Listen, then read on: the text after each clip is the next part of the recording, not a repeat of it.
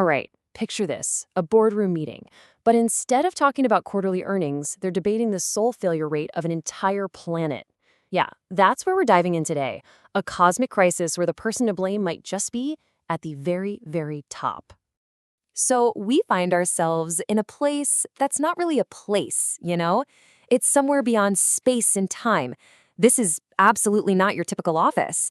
It's a chamber made of pure light, where the universe's energy just flows, and the fate of all humanity is literally the next item on the agenda. And who's at this meeting?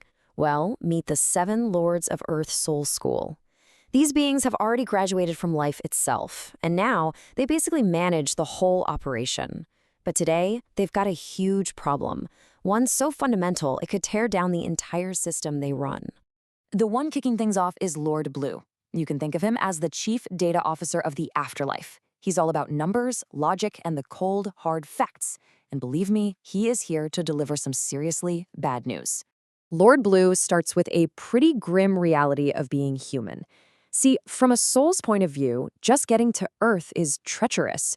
He points out that 1 in 5 pregnancies ends in a miscarriage. That's 20% of souls that never even get a chance.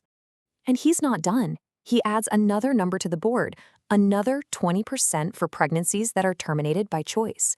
So right off the bat, before life can even really kick off for these souls, the system is already taking a massive, massive hit. This chart just lays out the sheer scale of the issue. A full 40% of all new souls never even get their shot on Earth. But the crisis doesn't stop there. Of the 60% who do get born, Lord Blue says at least half of them will ultimately fail the test of life anyway. So here it is, the bottom line, the number that just hangs in the air like a death sentence for the whole program. When you add it all up, the miscarried, the aborted, and all the ones who fail their life's test, you get this, a staggering 75% soul failure rate. That's not just bad, it's intolerable. This, of course, raises the million-dollar question. Whose fault is this? Is it humanity's fault for using its free will in all the wrong ways? Or, and this is the big one, is there something fundamentally broken in the system itself? The council is completely split. Lord Blue, our data guy, he argues that maybe the council's obsession with quotas has created this insane pressure cooker environment. But Lord Yellow, he's a traditionalist. He pushes back hard. For him, the answer is simple, always has been. It's all on us. Free will means the freedom to fail. End of story. The debate is already pretty intense, but Lord Blue is about to take it to a level no one has ever dared to before. He's not just blaming people or the council anymore. No, he's aiming much, much higher. And then Lord Blue asks the question that just silences the entire room. If the system is churning out failures at this rate, and it's not just humanity's fault, then who does the buck stop with? Who is the architect of the whole thing? And there it is. Probably the most blasphemous thing you could possibly say. Lord Blue isn't just suggesting a flaw. He's suggesting deliberate manipulation by the Creator himself.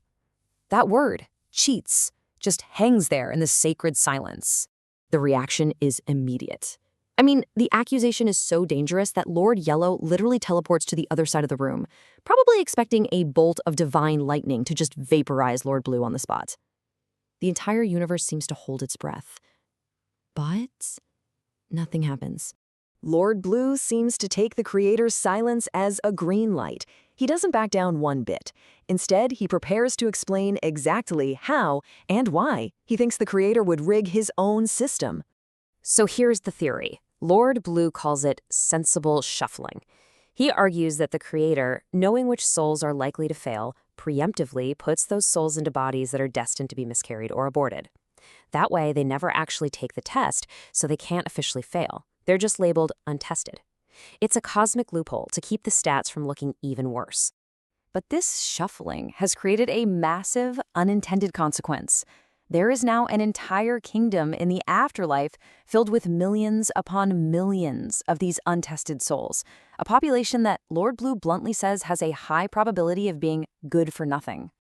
And that right there is Lord Yellow's biggest fear, A gigantic population of potentially rebellious, unvetted souls, all warehoused together, it's a ticking time bomb.